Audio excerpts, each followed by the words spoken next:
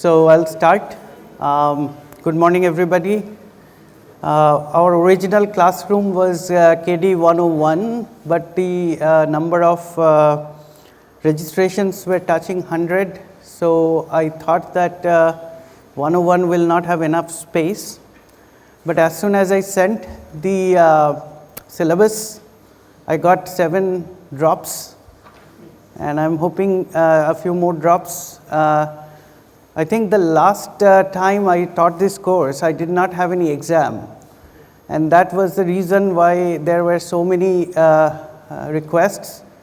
But in the new syllabus, I have put in exams, and as soon as I did that, I saw quite a few of students have dropped. But anyway, so those of you who are here for learning practical cybersecurity for cyber practitioners, many of you have probably not taken a cybersecurity course before, and therefore I do not know how much you will get from this course. So as we go, you still have time for dropping, so there is some time. So today I would like to clarify what is it in this course, and after that you can make your decisions. But the course is quite much of work, so you have to accordingly decide. So cybersecurity is a very big buzzword today. Every day, if you read the technology news, you will see somebody or the other is getting ransomware attacked, or somebody's data breach is happening.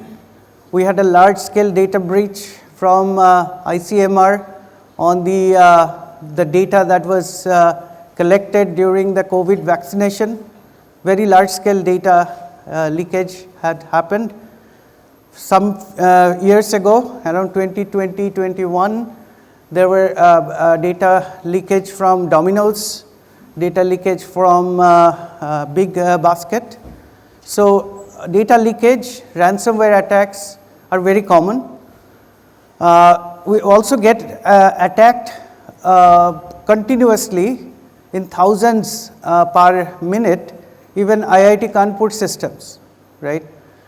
So many of the attacks are not very effective, so we do not see a whole lot of problem. But you might have received an email from the Dean of Digital Infrastructure to change your password for Pingla, your password for your CC login, because we found a data leak that was 2 years old.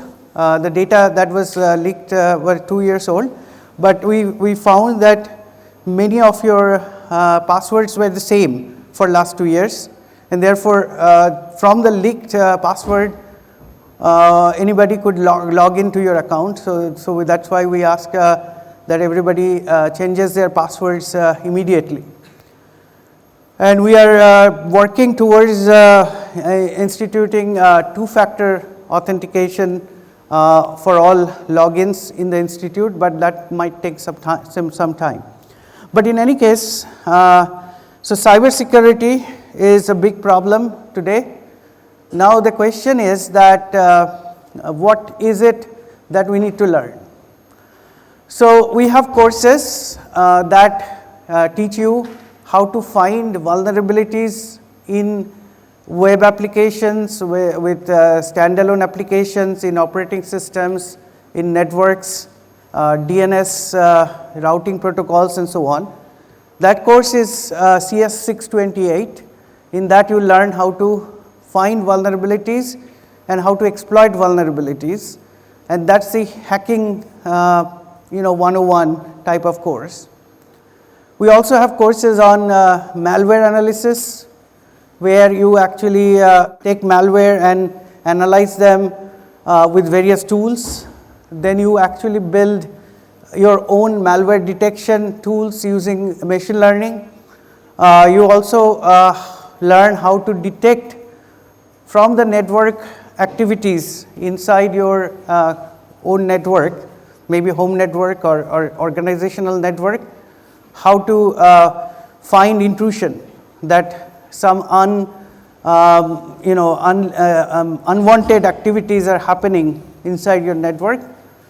And that course is CS 658, that's a malware analysis and intrusion detection course. We have a course on how to protect from cyber attacks in critical infrastructure such as power plants, water treatment plants, oil and gas pipelines and so on. So that's CS 631. And then we have courses related to cryptography, CS 641. There is a new course, CS 670, that is about privacy and cryptography. And then there are courses on hardware security. I believe CS, I forgot the number, but it's a hardware security for IoT devices.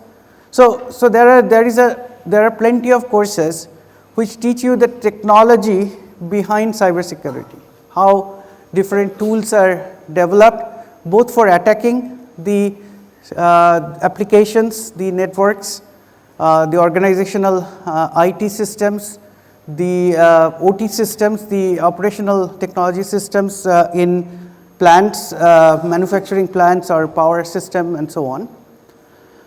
We also have courses where you learn how to develop tools for doing detection, how to detect that your system is under attack or our system has been attacked, right? So that's the malware analysis, intrusion detection, side channel analysis, those kind of courses. We also have courses where you actually learn about a very specific domain in cybersecurity, which is critical infrastructure security. So power grid security and manufacturing system security and so on. We also have courses where you learn nitty-gritty of cryptography, like what is the algorithm, what are the algorithms used in, for example, HTTPS, SSL, TLS, right? What are the algorithms that are used for encryption inside your disk for file encryption? And what are the weaknesses that can be exploited by attackers? And how better algorithms are being developed. So that's in modern cryptology course. And there are implementation of cryptography which may be problematic, and this implementation of cryptography problems manifest as side channels. So side channel analysis courses are there. Post-quantum cryptography, as quantum computing is becoming more likely, in probably by 2030 there should be, it is expected that quantum computing would be somewhat practical. In fact, probably in countries like China, then some of our cryptography like RSA, Diffie-Hellman, etc. will break, and then there are efforts, pretty advanced efforts for developing cryptography that is not breakable by quantum computing, and there is course for post-quantum cryptography. So there are lots of courses. So that's about technology. But cybersecurity actually is not only technology, it has three components: people, process, and technology. So therefore, it is very important that we understand how the other components of cybersecurity works: people and process. Technology is one part of it, but it's not enough. So we'll try to explain throughout this course that there are things in organizational cybersecurity that are not necessarily doable by buying expensive tools or developing tools or using AI ML tools, and that's where this course comes in. So what do you need to know that we do not teach in the other courses? So suppose you are a Chief Information Security Officer or you are a member of his team. So Chief Information Security Officer is in charge of organizing cybersecurity of any organization, right? And larger the organization, in today's world, all organizations, it may be a news media organization, it could be a manufacturing organization, it could be a power systems operator, it could be an oil and gas refinery, or it could be a food product manufacturer. Everybody has computing, network, data, everything. So every organization has CISO. Some organizations have multiple CISOs for multiple verticals of their business. And this CISO usually have a team through which the cybersecurity activities will be organized and taken. So CISO, so obviously, right out of the college, nobody is going to give you a CISO job. That comes after many years of working in cybersecurity. However, you can be hired as a team member of a CISO. So if you are a team member of a CISO, so you are going to be responsible for many things. So cybersecurity governance. So for example, if you have a cybersecurity team, can they do whatever they like? Can they reset your password whenever they like? Or can they overnight tell you that you cannot do this or you can do this? Or can they actually tomorrow create such a strong firewall with strong rules that many important websites are no longer accessible? Or can they actually put an agent on each of the employees' computer so that that agent collects data about what's happening on your computer and see that centrally, right? These are some of the things that a CISO would like to do. He wants to know what is happening if somebody has downloaded a malware by mistake, or somebody has tried to enter a database that he is not supposed to, and things like that. So there are a lot of things that the CISO or his team can do, but can they do it just like that? There has to be some policy, there has to be some processes by which that policy has to be developed, stakeholders has to be consulted, and those policies have to be actually approved by the highest authority like the board of the company and so on.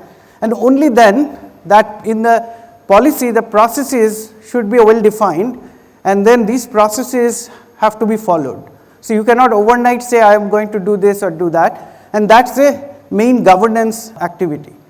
So you cannot do arbitrary things just because you are in charge of security, because you have to consult stakeholders, get approval and so on. So that's the governance. Second thing that you may have to figure out, every organization has a unique threat perception. So an educational institute has different set of threat actors attacking it compared to, let's say, a power grid, or compared to, let's say, a government website, or compared to say railway transportation control system. So the organizational threat model, threat perception has to be developed based on many information, including the organization's role in the entire scheme of things, in the national economy, also the organization's business goals, also the geopolitics, what is happening right now in terms of geopolitics. Like last 15th August, the Indonesian army of cyber hackers, they had pledged that they will attack all Indian government websites, and they did quite a bit. During the G20 summit, there was similar threats. So therefore, the threats also change based on events, based on various other perspectives. So you have to know how to model the threats, how to understand the threats. Also, there are threat feeds that can be obtained from commercial threat intelligence organizations. You have to also bring those in to do this. Suppose you want to do risk assessment, right? So not everything inside your organization is at risk. So a database containing the student grades is certainly at a higher risk than a database where you have the, let's say, menus of the halls, canteens, right? So certainly they will have different risks. Similarly, if you have employee salary processing database and servers, they are probably at a higher risk than departmental procurement database, right? So you have to do risk assessment based on what the role of the asset is, what are the vulnerabilities of that asset, and what kind of threat actors might be interested in getting a hand on that particular asset. Similarly, organizations have to be cyber resilient. That is, in case an attack succeeds, how do you actually bring back the system to life? For example, if this week Pingala gets attacked and none of you can register or drop your courses, what is the mechanism by which you can be enabled to do your dropping and adding courses, right? So that is what is resilience. Resilience is about withstanding an attack and recovering from the attack in the least amount of time. That's the idea of resilience. So how do you design the resilience of an organization, and how do you measure the resilience of an organization? Suppose you have to do an audit. You are working for consultants and you are sent to do an audit of a bank for cybersecurity. So how do you go about, what do you look for? What is it that you are going to benchmark that particular organization's cybersecurity against? So also, when you actually have done the risk assessments and you figured out that the risks are higher on this assets and risks are lower on this assets and so on, how do you go about designing the controls? So do you segment the network? Do you actually put firewalls between network segments? Do you do virtual networking or actual real physically segmented network? Are you going to put what we call endpoint agents on every device that are critical? How do you actually monitor the network on which the critical assets are there? How do you actually decide whether to have two-factor authentication, and if you do, what kind of two-factor authentication should be the suitable? So all these things are about designing cybersecurity controls. So that is something that you have to also decide. Then if there is an incident, cyber incident, how do you respond? What are the process? Do you panic and do things, shut down things randomly and keep calling, for example, computer emergency response team in Delhi? What do you do? What is the playbook for your incident response? What happens if the incident actually gives rise to a crisis? Your entire data gets ransomware encrypted, and your function has to stop. Nothing is working in the organization. How do you manage at that time, and how do you recover? And also, to be prepared for this kind of incidents and this kind of crisis, you have to also do cyber drills, like fire drill. So how do you go about doing cyber drill or tabletop exercises and so on? So these kind of things is what this course is about, right? So this course will not teach you hacking or malware analysis or how to design cybersecurity tools, that kind of stuff. So for those who are not very familiar with cybersecurity, there are many ways to define cybersecurity. So one thing that I have put in here is based on the standard, National Institute of Standards and Technology, NIST. NIST standard called CSF, Cybersecurity Framework. And in Cybersecurity Framework, in the recent version, they had an earlier version until like 23, end of 23, and then now they have a recent version. In this version, they say that a cybersecurity of an organization should have 6 essential functions. And here I have listed the 6 essential functions. I will not explain these 6 essential functions right now because I have a lecture on NIST framework later. But just to tell you that identification of your assets, what are the cyber assets do you have, what kind of servers you have, how many servers, what operating system it is running, what applications are running on those servers, what desktops, laptops, mobiles are connected to your network. All this information has to be in a asset inventory. What kind of data you are possessing and what is the state of that data, is it encrypted and all that stuff. You also have to identify the vulnerabilities. What are the bugs in the systems that you are actually currently having in your organization. You have to also do risk assessment. You have to identify what are your critically risky assets and how to, how to identify them. So all these things come in the identify. Then once you have identified the risks of all the assets, you know which ones are your most risky assets and which ones are your least risky assets and whatever, middle risk and so on. Then you have to decide what security level you are going to put. Not everything has to be secured in the same way because security is expensive. So most critical assets have to be secured with a very strong security controls. The least risky assets may be given some leeway. So you have to do that. Firewalls, antiviruses, endpoint security, all this stuff are part of the protect mechanism. Authentication, authorization mechanisms, two-factor, etc. Also cryptography, like encrypting data that is critical data all the time, even when it is at rest, that is it is in store, as well as when it is moving through the network. Then after identify and protect, many times we think that, okay, I have firewall, I have two-factor authentication, I have encrypted data, I have latest operating systems, there is no old unlicensed applications or operating system. All the operating system are the latest one like Windows 11 and Ubuntu 22.04 or something, but attacks will happen.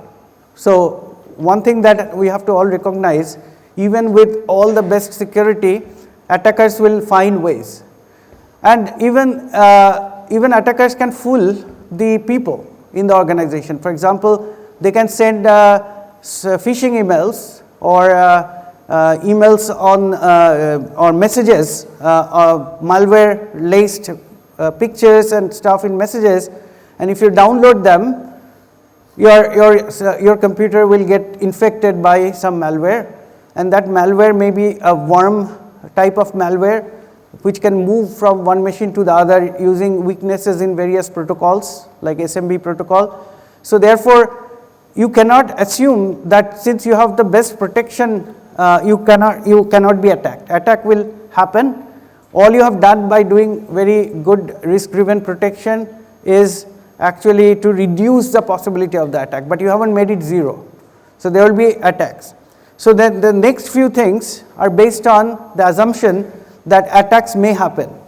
So detection is very important. So you have to continuously have monitoring of all the endpoints and all the network traffic.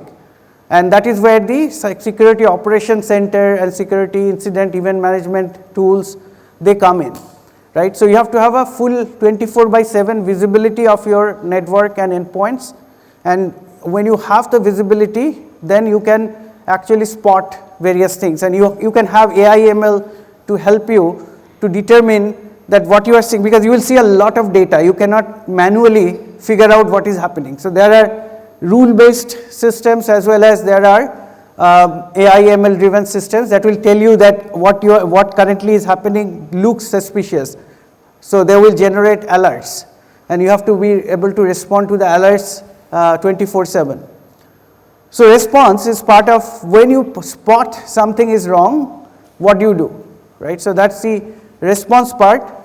Recover is when you actually have been through a crisis or been through an incident which may have encrypted your disks, or which may have wiped out your data, or which might have exfiltrated your data, or which might have damaged your systems. What do you do for recovery? Do you have standby systems? Do you have backup of the data?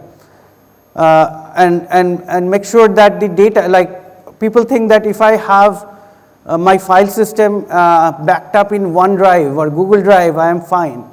But if you are logged into OneDrive or Google Drive all the time, then when the ransomware will hit, it will also find its way to the Google Drive or OneDrive and encrypt them, right? So you have to figure out better way to do your recovery.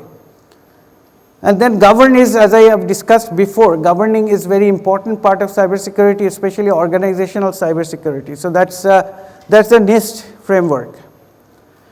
Now you might ask, who are the attackers, right? So if I don't know the attackers and what they want, I cannot really do a very good job in securing. So usually we look at attackers in multiple ways. So script kiddies are the curious kids, and when I say kids, you guys are also falling in that category. So you might know how to exploit, for example, a web application, say SQL injection or command injection, and then you start trying on various places. And so that can be an attack, but that attack can be usually are not very long lasting, not very persistent, and usually they cannot do too much harm, although there has been cases there were kids, school kids who actually breached NVIDIA last year and exfiltrated IP. So it's not like we should discount script kiddies, but they are not as resourceful necessarily as for example, nation state attackers. So there are hacktivists who would attack, for example, the various organizations, governments whose policies you do not like. For example, anonymous group. Hacktivists actually also take position, like there are pro-Russian hacktivists and there are pro-Ukrainian hacktivists, and they do their things. And they could be actually pretty effective, like, they can, many of them actually did a very, problematic things for organizations like National Security Agency in the US. For example, they leaked a lot of vulnerability and their exploits in 2016, which led to the first spate of ransomware attacks, WannaCry, because there was a bug in bug called Eternal Blue in the SMB protocol in Windows, and it seems NSA was using that for a long time to spy on other countries, but that whole tool set was made public by hacktivists, and then cyber criminals started creating this ransomware that basically encrypted a lot of important things, including ports and so on. Cyber criminals, they actually do it for money. They try to extort you by attacking you and ransoming your, encrypting your disks, and say that, unless you give us cryptocurrency to this wallet address, we are not going to decrypt your data and things like that. And once people started becoming clever and took good backups, then nobody was paying the ransomware, so they started double extortion. That is, they also steal the data and encrypt the data, and they say that if you don't pay, fine, we are going to leak your data in the dark web. So that's a double extortion, so those kind of things. So cyber criminals, also there are organized criminal gangs, mostly currently known criminal gangs doing into cybersecurity are mostly out of places like North Korea, Russia, and few other countries. That is common. But the biggest threat that we have is the nation state attackers, countries that are involved in geopolitics, and accordingly, for example, Chinese threat groups, they attack India quite a bit, Pakistani threat groups, there are Russian threat groups who attack mostly US and other US allies. So there are advanced threat groups, but we'll talk a lot more about this in the coming lectures, so we can move on.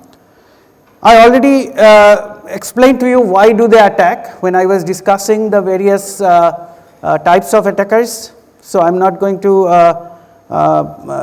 go through this slide. We already discussed what happens here. Now, one thing that we have to remember, that not all targets are equal.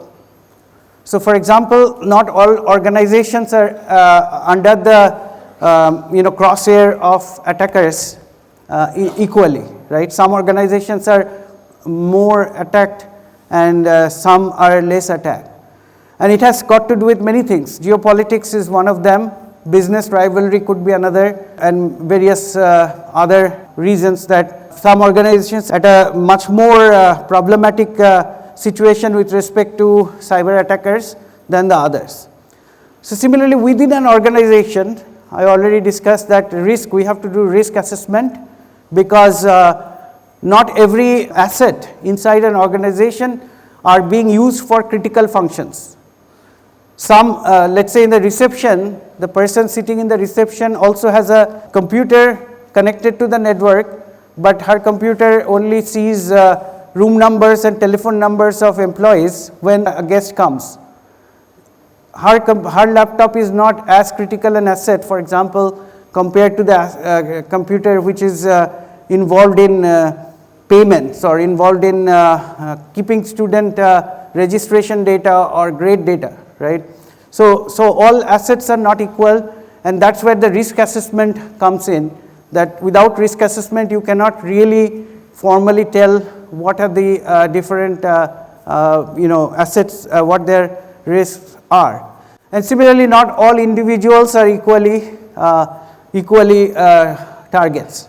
So some individuals, for example, high net worth individuals has more possibility of being a target of a cyber crime than some person who doesn't have a whole lot of thing.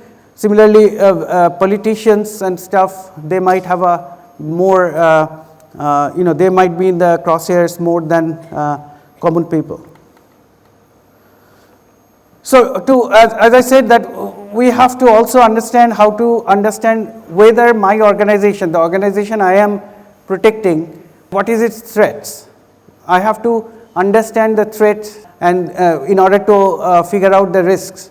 When threats are high, then we say that, for example, the US Department of Homeland Security, they use what is called a traffic light protocol, right? So they have, like, right now the threat perception is amber, or right now the threat perception is red, or the red means is the highest level of threat perception. So right after 9/11, well, many of you are probably not born at the time, but after 9/11, the threat perception everywhere, like at the airports and everything, was red.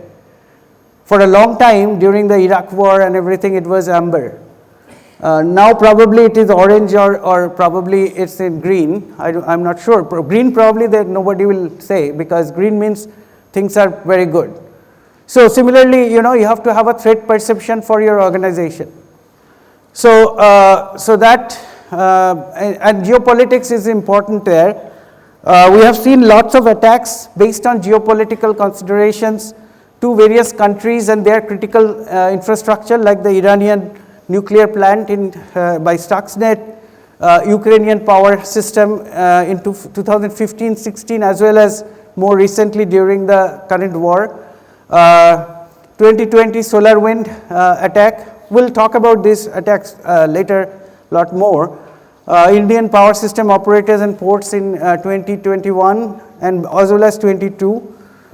In 23, a lot of these Indonesian activists, they actually did a lot of defacing of Indian websites or DDoS attacks on airline companies and so on, based on some geopolitical consideration. For example, whether India is supporting Israel or Hamas, or India is supporting Ukraine or Russia, whether India is continuing to buy Iranian oil, and all this kind of consideration. So if you are in charge of an organization, like important organization in the country, then you have to also be aware of the geopolitical considerations of cyber attack. So I have already described this, so I will not dwell on this slide, but what to not expect from this class. So I said, if you want to know basic hacking, you have to take 628. If you want to know how to analyze malware, you have to take 658. Or do intrusion detection. How to protect critical infrastructure, that would be 631. How to analyze cryptographic protocols and algorithms, 641. How to check for side channel in cryptography implementation, that will be 666. 674 is post-quantum cryptography, and a recent new course, privacy and cryptography, 670. So do not expect to learn any of these things in this class, right? So if you want this to learn these things, then you go to those class. Now what I want, I have about I think 13 minutes or so. So I want to play a game. So get your phone out and we'll do something. Okay, so go to menti.com with your phone if you have data and use this code 59730129. And we'll do an interaction where you will be telling us things and I will be able to see what's happening, what your collective situation is. So are you all able to go there? Menti.com and use the code 59730129. So once you, okay, so I got first response. So you have to say which words come to your mind when you hear cybersecurity. And we'll see a word cloud. So I see hacking seems to be the most common idea that are coming to your mind. Okay, so we got a good number, 78, 79, almost 80 responses. Hacking seems to be in your mind. Protection, data protection, attacks, privacy, cryptography, these are your top thinking. Then you are thinking encryption, vulnerability, Russia, malware, okay, ransomware and so on. So good. So you have a very cohesive set of ideas. These are all relevant to cybersecurity. Now, which words come to your mind when you hear cybercrime? Yeah, so cybercrime is slightly different from cyber attack, right? Cyber attack is usually when it happens to an organization. Cybercrime happens to mostly individuals and mostly for monetary reasons. Sometimes it happens for harassment. Sometimes it happens for sextortion, this kind of stuff, but mostly related to money. And this is usually the individuals who get affected by cybercrime. So we'll leave it at that. We have, by the way, Mr. Robot is about cyber attacks, not cybercrime, right? So Mr. Robot, if you remember, is mostly on at the national and organizational level and takeover of the technology world and things like that. So it's probably not categorized as cybercrime. Okay, so next question. So in this one, you have to basically push with your finger the ones that you think is the most critical and then which is the second most critical and which is the least critical.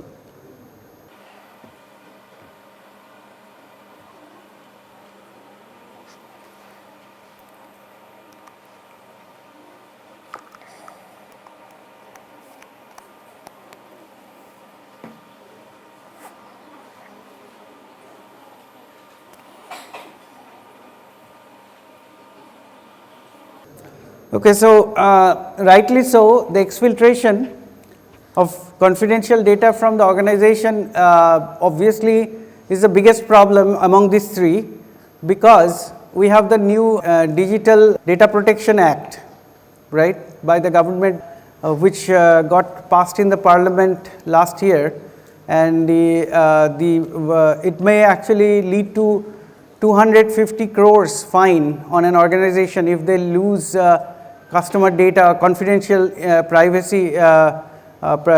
data about customers, the personally identifiable information.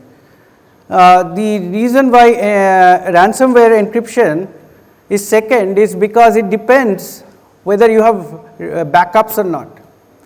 See, data exfiltration, once it is out and it is being sold in the dark web, you have no control, right? So that's why nowadays ransomware attacks also come with data exfiltration. They do both. But as such, data exfiltration the organization is in big trouble.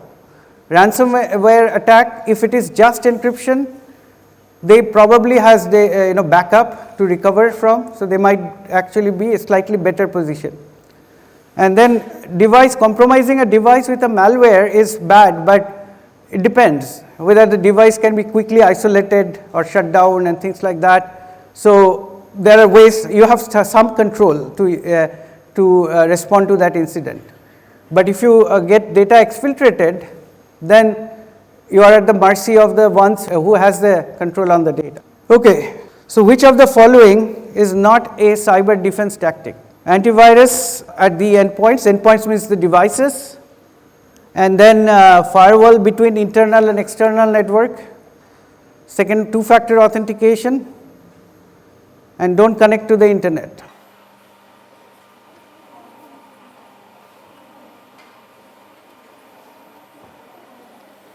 Yeah, so don't connect to the internet is not a choice anymore, right? So you cannot say that I will not connect to the internet, so I am fine. You can still get attacked, right? So Iranian nuclear enrichment plant was not connected to the internet. So the attackers basically gave free USB to the engineers who took that USB and connected to the machines in the internal network, which was not connected to the internet, and still got attacked. Okay, so let's see what's. Okay, here again you have to rank them like by pushing with your finger. What do you want to learn from this course?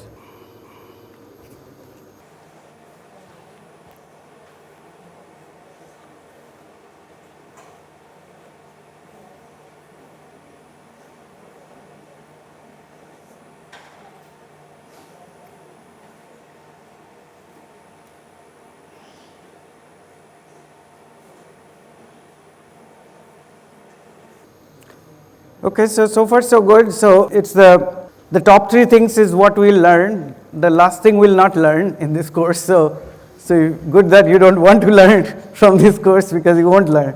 Okay, now something about you. How often do you change your password? Every 3 months, every year, every 5 years? And I'm talking about password of important accounts, like not some random accounts, like your social media account or Google account or your net banking account or your other CC account and so on.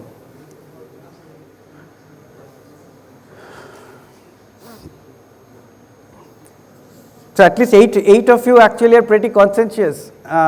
You are changing password every 3 months. So you have to use a password vault program application to remember your password, because if you change that frequently, you won't remember your passwords, right? I think that what is concerning is this 69 of you don't change your password unless forced to, right? So that's not good. So we have to do something about that. And Saumitri here from CC, he will force you to change password more often, right? I use the same password in net banking and social media. Oh my God. We have 23 of you who are using the same password in social media and net banking. That's pretty scary. You need to think about it. So let's go and see. How many of you use antivirus on your devices? And by devices, I mean your laptop or your mobile.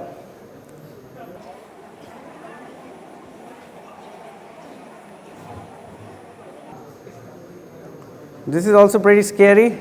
Neither laptop or mobile, like half, 50% of the students.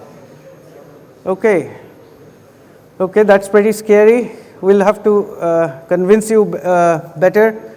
I update and patch my OS and applications. Automatic update is pretty common, I see.